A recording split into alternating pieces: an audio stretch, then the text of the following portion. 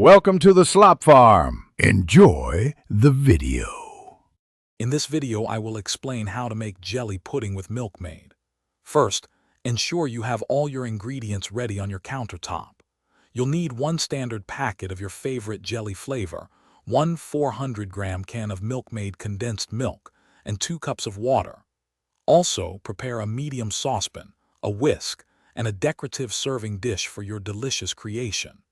This simple dessert is perfect for any occasion and surprisingly easy to assemble. Now, let's prepare the jelly base. Bring 1 cup of water to a rolling boil in your saucepan. Carefully pour the jelly powder into the hot water and whisk continuously until it is fully dissolved, leaving no granules. Next, add 1 cup of cold water to this mixture and stir well. Pour approximately half of this liquid jelly into your chosen serving dish and place it in the refrigerator to set for about 20 minutes. While the first jelly layer chills, let's create the creamy Milkmaid layer. Take the remaining half of your liquid jelly mixture and pour it into a separate bowl.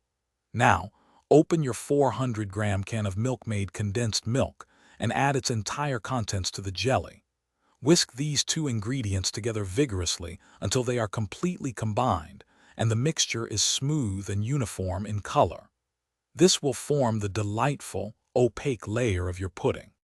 Finally, it's time for the pudding to set completely. Carefully pour the creamy Milkmaid and jelly mixture over the partially set clear jelly layer in your serving dish. Return the dish to the refrigerator and allow it to chill for a minimum of 2 to 3 hours, or until the entire pudding is firm to the touch. Once fully set, you can garnish it with fresh berries or a sprig of mint before slicing and serving this wonderfully sweet treat. Thanks for watching. Consider subscribing if we helped you today.